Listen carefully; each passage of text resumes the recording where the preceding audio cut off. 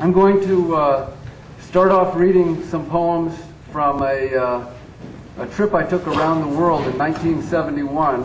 I went overland across North Africa, and obviously I took a boat across the Med to Turkey, and then through Afghanistan, Iran, into India and Southeast Asia.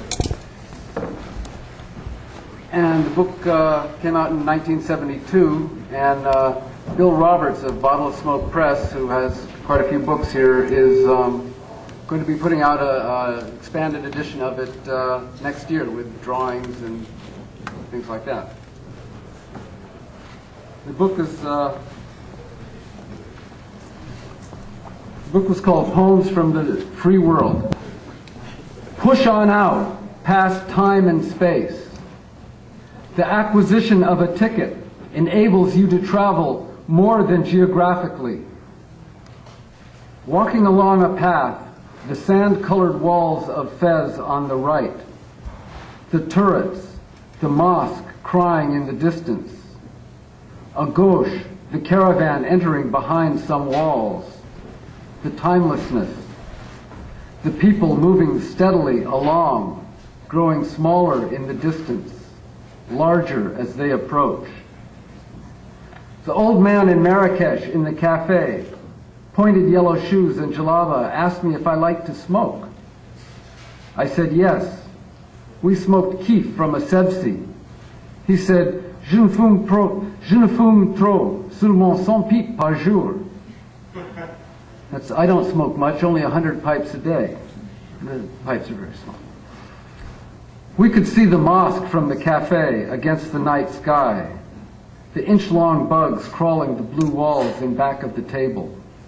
Returned to the hotel to watch the tile walls. Fez, Morocco, May 12, 1971. I am a stranger among strangers. In Libya, there is only the desert and the petrol. The pale Tripolitane sun burns unmercifully in the dust-colored sky. Here there are no women, no drugs, no beer, no wine, no amusement, rien du tout. I have found companionship among the Tunisians who come here to work because the pay is better. The fat, jovial barber who the people call Ali Couscous because he used to be a boxer.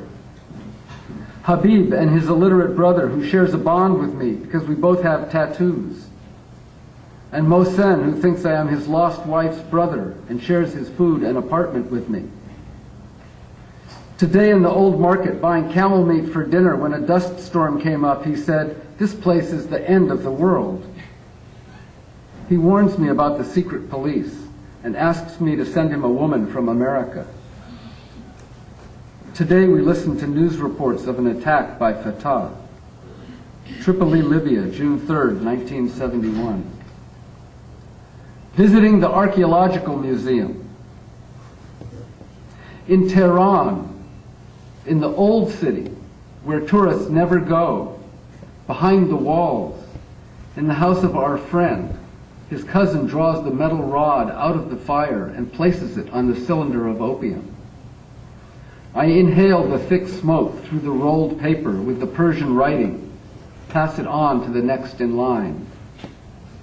We all smoke except the servant woman who sits in another room with the old man who brought the O and now sleeps on the floor. Waving goodbye from the courtyard as we leave to walk in the night up Ferdowsi Avenue, Klaus and I so stoned we walked a mile past our hotel. The next day we slept till 7 in the evening. Opium dreams of turquoise minarets singing ever so slowly. Tehran, Iran, June 17, 1971. The 100 Afghani bus ride. Tabor, the last town in Iran, an Iranian army man hands us a chunk of hash. Driving in the minibus out of the Middle East into Central Asia. The desert south of the Karakum. Dim ridges far away in the distance through years of sand. 3-hour halt at Islam Kala, the frontier. Thanks. Final bus ride through darkness to Herat. drink chai, smoke, take showers. Several hours later, Linda and I asleep on the rooftop. The stars brilliant in the windy sky. The horse cart galloping down the street. The opium dreams going on forever. So real I could reach out and touch them. Herat, Afghanistan, June 24th, 1971.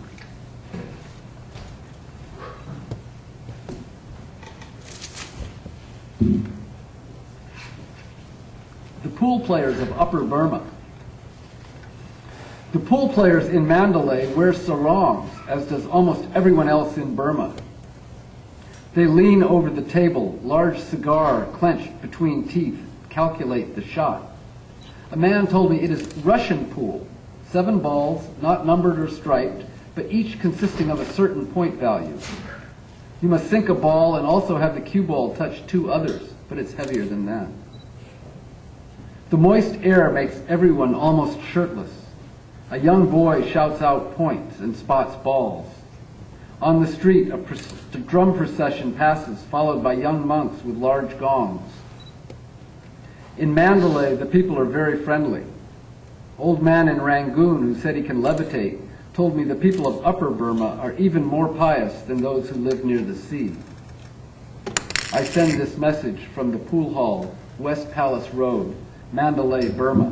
This must be the free world. September 27th, 1971. Gunfire on the Mekong. 3 shots heard from far away, out the window. Past the tall, thin palm trees and the wooden houses along the riverbank. Maybe from the Blue Mountains, 10, 20 miles away, where you cannot go. At night in town, you cannot go out after 10. Smoke French cigarettes and drink beer with Air America pilots. In the daytime, speak with the monks and walk in the villages. Ban Hui Sai, Laos, October 11, 1971.